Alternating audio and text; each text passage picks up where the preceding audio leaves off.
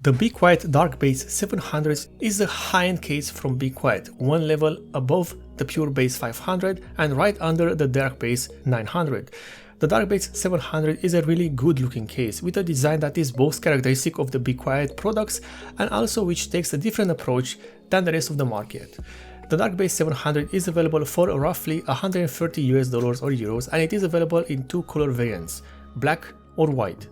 The Dark Base 700 has a brushed texture present on both the front and the top panels, which is a recurring theme found in both the Pure Base 500 and the Dark Base 900.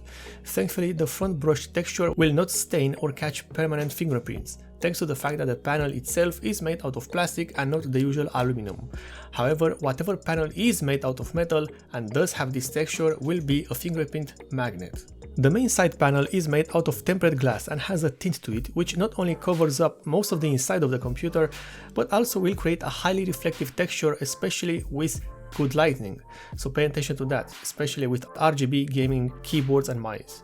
Unfortunately, just as with other cases, the glass side panel is held in place by 4 thumb screws, and that's it.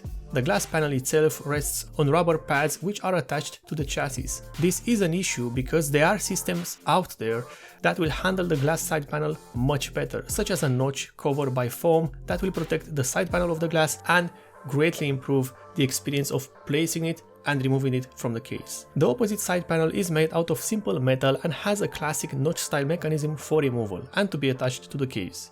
At the back, there are 2 captive thumb screws that will hold the panel attached to the chassis. In addition, the inner side of this panel is covered by a soft foam pad that will help reduce the overall noise of the system. We start with the front of the case, and the front panel is different to say the least. The sides of the panel are covered by metallic mesh, and there is a strip of LEDs that goes the entire height of the front of the case and ends right into the front feet.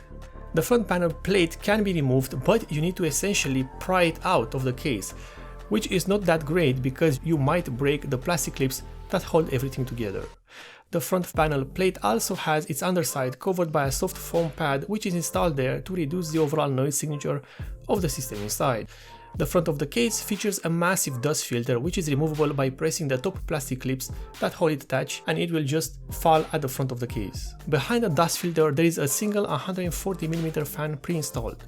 This is a Be Quiet SilentWings 3 140mm fan.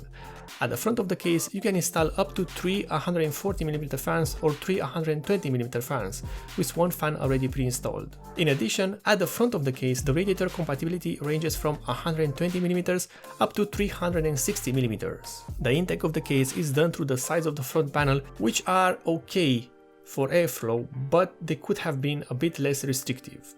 The I/O panel of the case is located on the top of the front panel, and as is the case with the Pure Base 500, this I/O panel is not actually part of the front panel itself. Thus, it will not be disturbed if the front panel plate is removed to access the dust filters. The I/O of the case includes an illuminated power button, reset switch, RGB control button, 2 USB 3.0 ports and a single USB Type-C port and dual audio jacks, which are one for microphone and the other for the audio. However, the highlight of this I/O panel is the integrated fan controller, which will control all the installed fans and more. It has a total of 4 operating modes, 3 manual speed modes and an automatic mode. Having a fan controller is great, especially for a case that can accommodate this many fans at once. The underside of the case features again a massive dust filter that will cover the entire width and length of the case, and this one can also be removed, but from the front and only if you remove the front plastic plate first. The Dark Base 700 sits on 4 long plastic made feet, which also use rubber pads for increased grip on most surfaces. These rubber pads will also prevent the scratching of the surface the case sits on, so it's a good feature to have. At the rear of the case there isn't much going on, as in nothing really.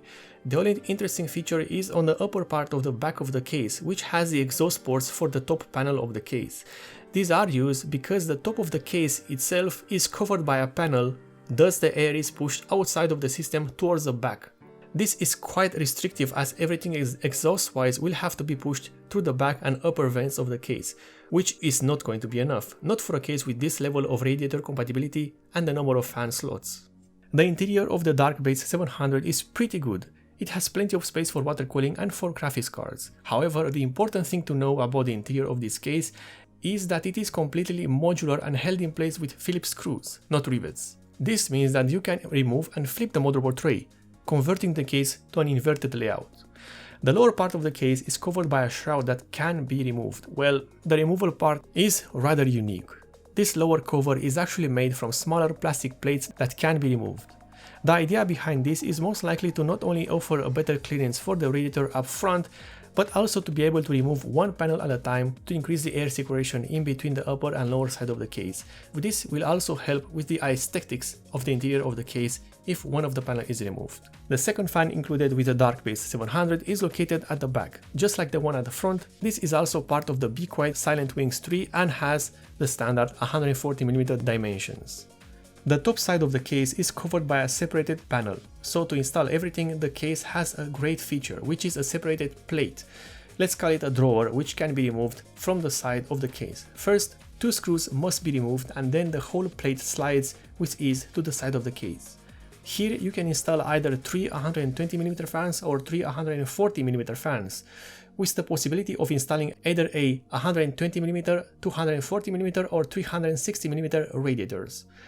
There is some space between the power supply shroud and the motherboard tray, however, it is really small for some reason and most connectors will barely fit. Some will not fit at all. The wire management cutouts are covered by rubber grommets. These are placed alongside the motherboard tray and have a soft resistance to the wires. I am mentioning this as sometimes some particular rubber grommets are so stiff that passing a cable through them becomes a hassle. At the back of the case, there's more to talk about. First of all, the space between the side panel and the back of the motherboard tray is around 26mm, which is okayish for most cables, but you really need to pay attention and not overlap the thicker cables. On the back of the motherboard tray, there is a fully fledged fan hub, which can control both the fan installed on the case and the whole RGB system of the case and the installed components. This hub has a total of 6 4-pin fan headers, 2 of them being already in use. The rest of the connectors are for the RGB LEDs, and in addition there are 2 switches installed on the PCB itself. These switches can toggle between the operating modes of the fans on different rails. So essentially, one side of the fan controller can work in performance mode while the other one can work in silent mode at the same time. This fan hub is something I'd like to see on most cases, perhaps not on this level of complexity, but on a basic level. A fan hub is essential, especially when we use plenty of fans and water cooling products that require constant power. The storage options are plentiful. Behind the motherboard tray, right over the cutout for the back of the CPU socket, there is a metal tray that will hold 2 SSDs. Then lower, we have a single tray that will hold a single SSD. Both of these metal trays are very easy to work with as they are held in place only thanks to some captive strum screws. On the lower part of the case and towards the front, there is a dedicated cage for storage devices. This by default will hold up to 4 SSDs or 2 hard drives and can be completely removed if not used or you require more space around the front of the case, maybe for a thicker radiator. In addition, the front of the case has a total of 5 slots where you can install similar metallic cages as those 2 found on the lower part of the case. The plastic covers pop out from the front of the case and then you can just slide in the drive cages and mount it to the chassis using the captive thumb screws. For this system, you can install up to 3 cages in that part of the case, as you have 2 pre-installed on the lower part of the case and an additional one included with the rest of the case accessories. The component installation is very easy thanks to the layout of the Darkbase 700, and here you get to see how much space is left unused. While it is good for water cooling and maybe fitting a cylindrical reservoir at the front of the case, the interior of the Darkbase 700 still feels a bit too big and too unused for what you need it. This was an issue with the original Darkbase 900, which is still a great case but way too big for many users, and some remnants of that is present with the Darkbase 700. With a system installed, we also get to see how much clearance is being offered, with around 430mm of space for the graphics card if the modular storage drives cages are not installed, and if you decide to install them, then the graphics card clearance is lowered to around 286mm. In terms of the clearance for the CPU cooler, the space available is around 180mm, which is good enough for such a big case. In terms of the temperatures, things are looking good for the most part. While my case testing system is not yet complete, it will still help us out and give out a result that which we can build an opinion on. The system is heated up by using the AIDA64 Extreme Stability Test benchmark for around 40 minutes with an ambient temperature of 26 degrees Celsius. The CPU temperature remained under 78 degrees Celsius, which is okay for the most part, and this is with just the 2 fans running in silent mode. If the fan controller is switched to performance mode, then the CPU temperature drops to around 72 degrees Celsius. The temperatures would have been better if there would have been a third fan pre-installed from the factory, which is one of the issues with this case.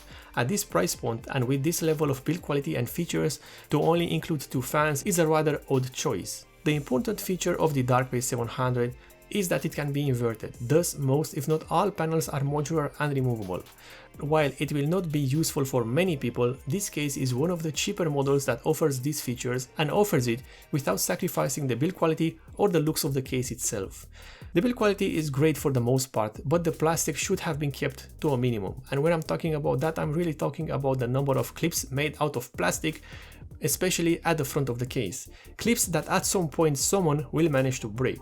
The Be Quiet DarkBase 700 is a good and silent case that will satisfy plenty of users. The modular layout of the case is great to have and the clearance are all good. In addition, the number of fans you can install at once is pretty good as well, especially if you are going for a full water cooling configuration.